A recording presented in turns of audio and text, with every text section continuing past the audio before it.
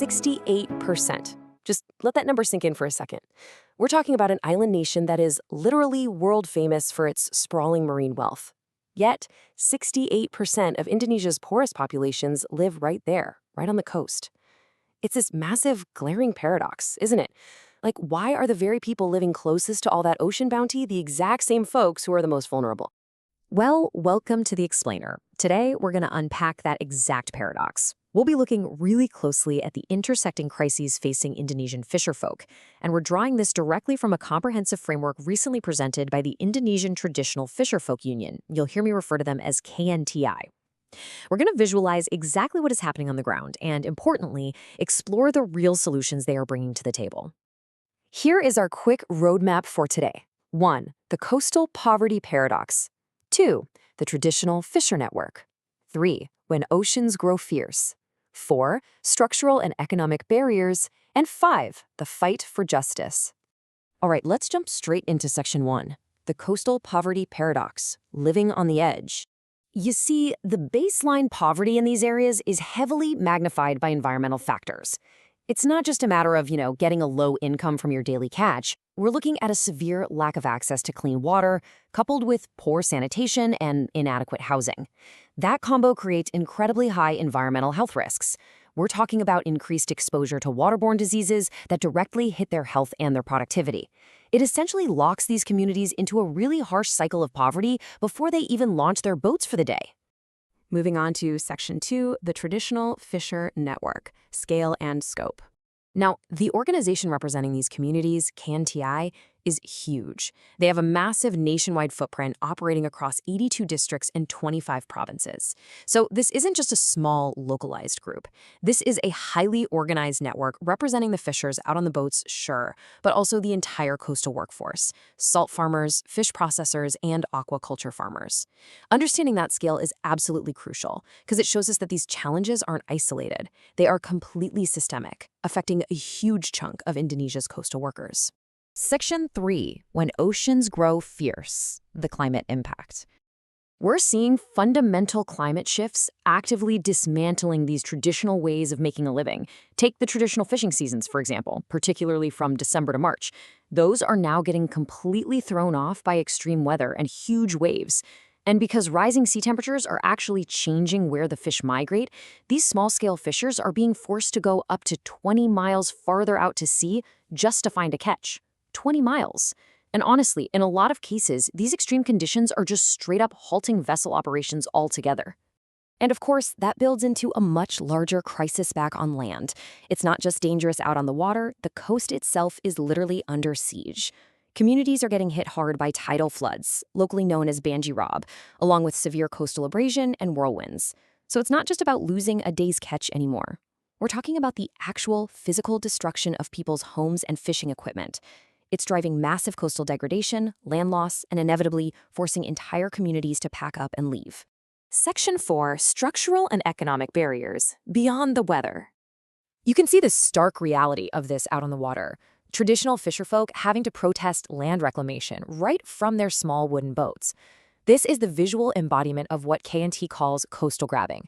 Privatization and displacement mean that small-scale fishers are literally losing access to their traditional fishing grounds. They're out there fighting for weak tenure rights while massive developmental shifts just bulldoze right over them. And just notice the crazy contrast. These tiny traditional fishing boats being completely dwarfed by huge industrial marine construction machinery.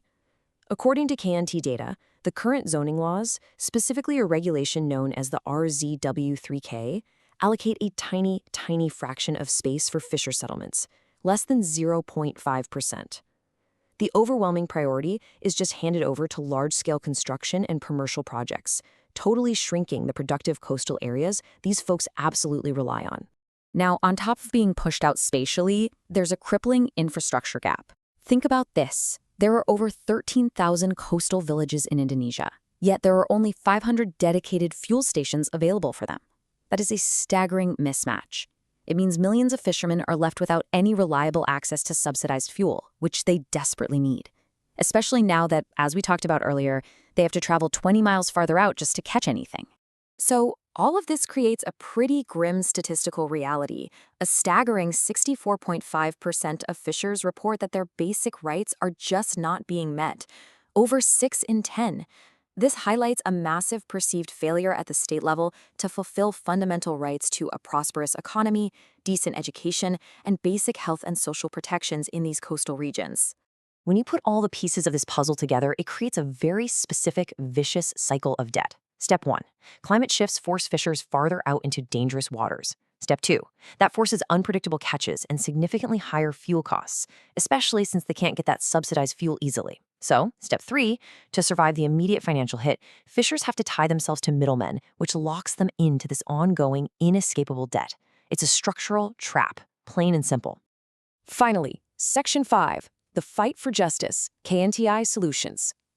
The KNT framework isn't just about highlighting the problems. They have real solutions built on 3 core pillars. First up is political sovereignty, making sure coastal communities actually have a meaningful voice in development plans. Second is economic independence, building community control over their own local economic systems for fair livelihoods. And third is ecosystem sustainability, actively protecting and restoring marine habitats, because, well, that's the ultimate foundation of their resilience. To actually make this happen, they've mapped out some incredibly specific national policy recommendations. They're calling to accelerate a climate justice bill that prioritizes restorative justice over what they call false solutions. They're demanding mandatory state-subsidized Social Security for both health and employment, to protect against workplace accidents out on the water. And structurally, they want immediate ecosystem rehabilitation, primarily through planting massive amounts of mangroves to act as natural green belts against those fierce ocean storms. What's really fascinating here is how these broad national pillars get translated into highly specific localized demands depending on where you are in the archipelago. For instance, up in Aceh and North Sumatra, they are pushing hard for higher climate budgets specifically for disaster response. Down in Java, places like Demak and Kendal need physical seawalls and highly accurate fisher databases so aid hits the right targets. Meanwhile, over in Sulawesi, the focus shifts to mitigating sea surface heat and tackling high local stunting rates. It's a remarkably tailored, smart approach. To sum up the ultimate goal of the Fisherfolk Union, I want to read this powerful quote directly from their presentation. Climate justice is not a privilege, it is a right. Protect the sea, protect fishers, protect our future. It's just a clear, unified call to recognize these vulnerable populations as primary subjects in regional and national development, rather than just treating them as an afterthought. Which leaves us with this final, somewhat provocative thought. As massive global and national climate plans advance, often with a huge focus on large-scale infrastructure and industrial shifts, we really have to ask ourselves, are top-down policies actively leaving our most vulnerable traditional communities behind?